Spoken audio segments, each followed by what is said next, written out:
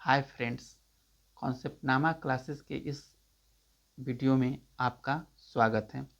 आज के इस क्लास में हम लोग क्लास 10th त्रिकोणमिति के सभी फार्मूले को देखेंगे। तो इसमें क्लास 10th के त्रिकोणमिति में सबसे पहले हम लोग को जो पढ़ना होता है वो समकोण त्रिभुज के बारे में पढ़ना होता है, जिसको हम लोग इंग्लिश में राइट एंगल बोलते हैं। किसको बोला जाता है समकोण त्रिभुज? तो ऐसा त्रिभुज जिसका एक कोण 90 डिग्री के बराबर हो उसे समकोण त्रिभुज कहते हैं। यानी जिस त्रिभुज का एक कोण 90 डिग्री के बराबर होगा उसको हम लोग समकोण त्रिभुज बोलेंगे। अब इसको हम लोग फिगर में समझते हैं। जैसे ABC एक ट्रायंगल बनाया हुआ है तो यहाँ पे 90 डिग्री लिखा हुआ है। 90 डिग्री लिखने का मतलब हुआ क्या चीज़ कि ये जो त्रिभुज है वो समकोण त्रिभुज है, क्योंकि इसका एक कोण 90 डिग्री के बराबर है।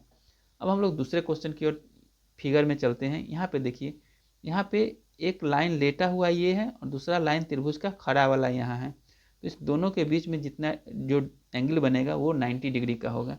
तो यहाँ पे हम लोग 90 डिग्री लिखते हैं। इस त्रिभुज में आते हैं तो ये लेटा हुआ लाइन है और ये खड़ा हुआ लाइन है, तो इसके बीच में जो एंगल बनेगा उसको हम लोग कितना बोलते हैं? 90 डिग्री बोलते हैं। इसी तरह से इस वाले फिगर में हम लोग ये लेटा हुआ लाइन है और ये खड़ा लाइन है, तो इसके बीच में जो एंगल बनता है उसको हम लोग कितना बोलते हैं? 90 डिग्री बोलते हैं। तो समकोण त्रिभुज किसको बोलेंगे? तो ऐसा त्रिभुज जिसका एक कोण 90 डिग्री यानी 90 डिग्री के बराबर होगा उसको हम लोग समकोण त्रिभुज बोलेंगे। और वो 90 डिग्री कहाँ पे बनता है? तो जहाँ पर एक लेटी हुई लाइन रहता है और एक खड़ा लाइन रहता है, उसके बीच में बना हुआ एंगल जो होता है वो 90 डिग्री होता है। तो इस तरह से हम लोग किसी त्रिभुज यानी समकोण त्रिभुज के पहचान गए। समकोण त्रिभुज को कैसे पहचानेंगे? तो एक कोण 90 डिग्री के बराबर होना चाहिए। अब हम लोग इस त्रिभुज के तीनों भुजाओं के नाम को समझते हैं कि इस त्रिभुज के तीनों भुजाओं का नाम किस तरह से दिया जाता है।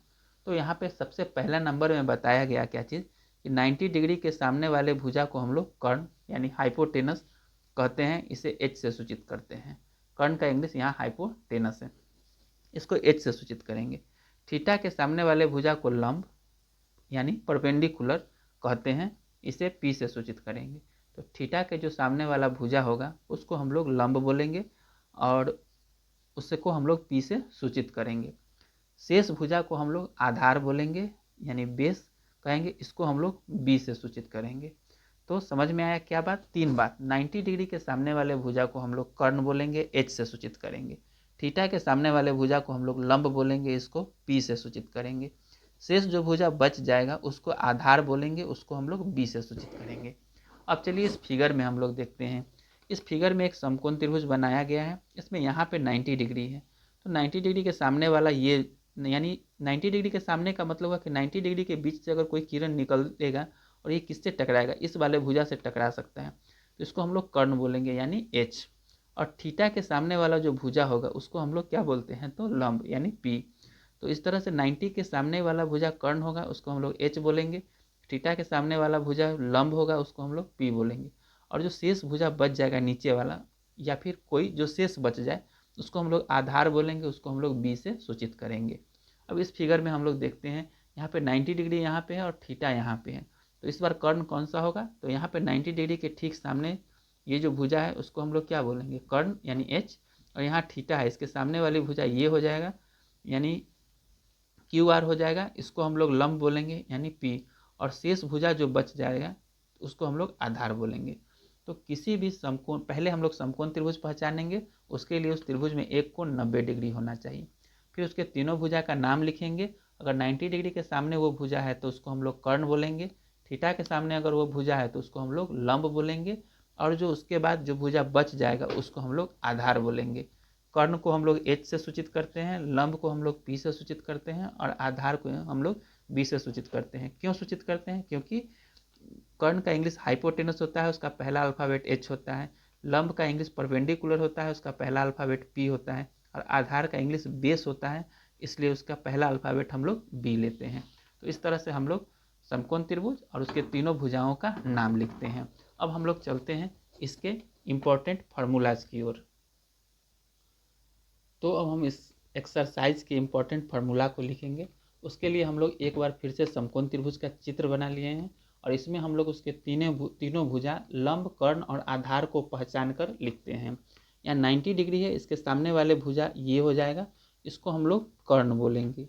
और इसको हम लोग एच से दिखाएंगे।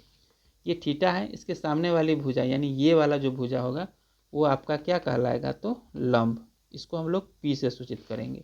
और शेष जो भुजा बच गया उसको हम लोग आधार बोलेंगे, उसको हम लोग बी से सूचित करेंगे।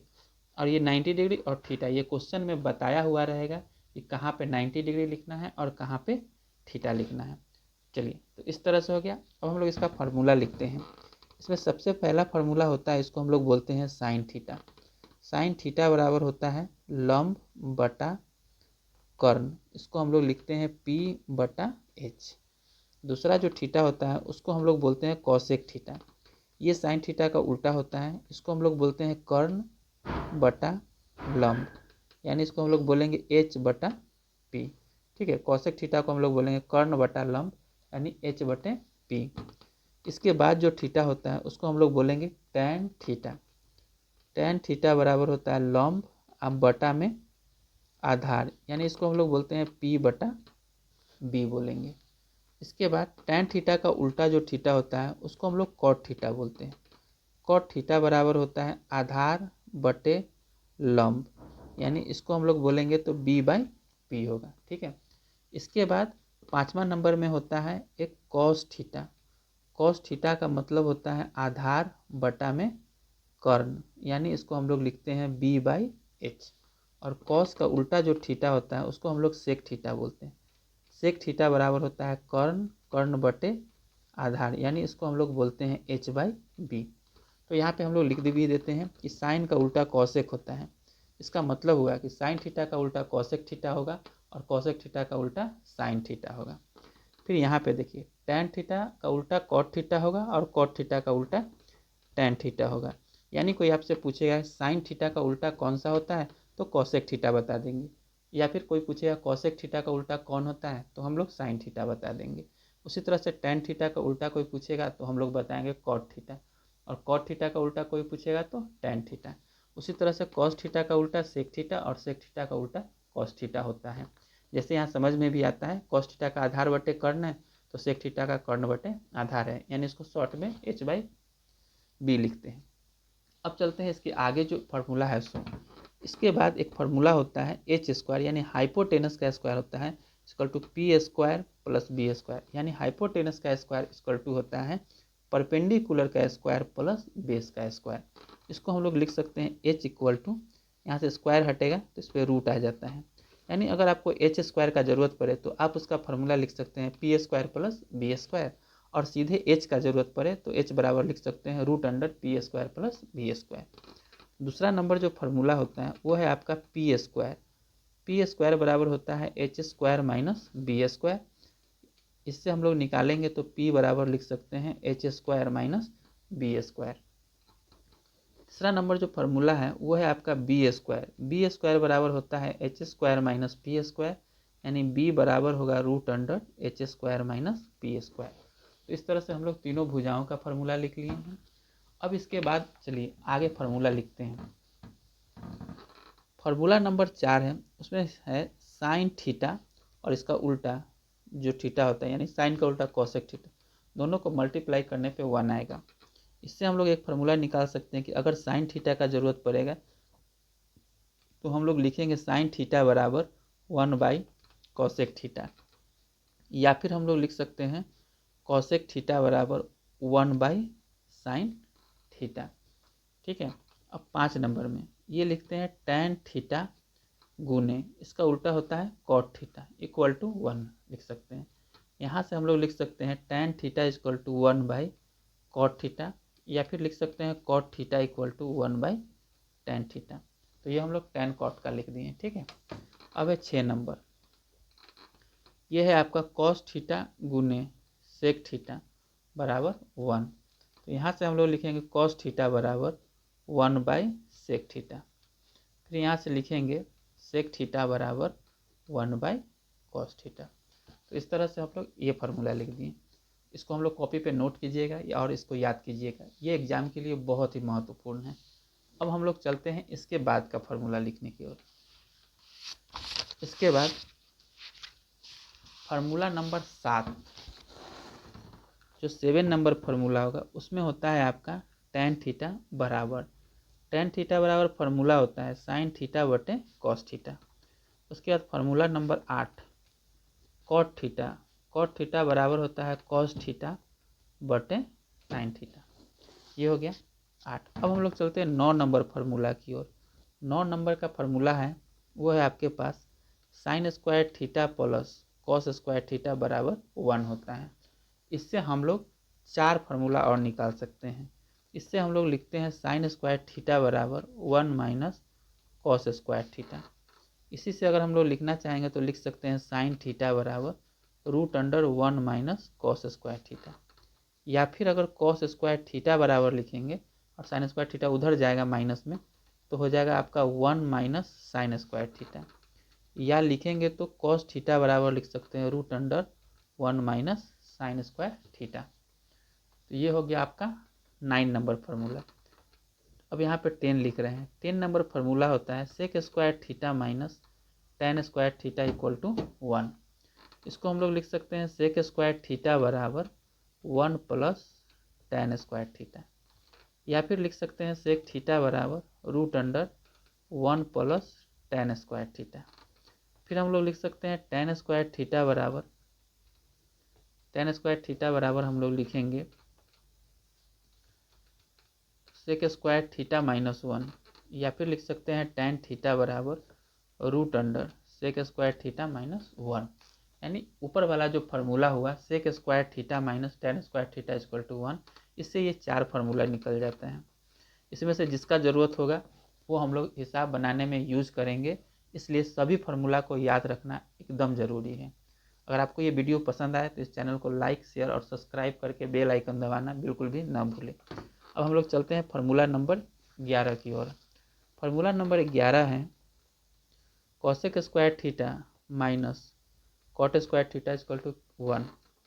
इससे हम लोग लिखेंगे कॉसेक स्क्वायर थीटा बराबर होगा 1 प्लस कॉट स्क्वायर थीटा। इससे हम लोग फिर लिख सकते हैं कॉसेक थीटा बराबर root under 1 plus cot square theta. फिर हम लोग लिख सकते हैं कॉट स्क्वायर थीटा बराबर कॉसेक स्क्वायर थीटा माइनस 1। और इसके बाद लिख सकते हैं कॉट थीटा बराबर root under cosec square theta minus 1। तो ये क्लास 10th का जो 8.12 और 3 एक्सरसाइज में जो इम्पोर्टेंट ट्रिगोनोमेट्री का फार्मूला है वो आपको इस वीडियो में बताया जा रहा है।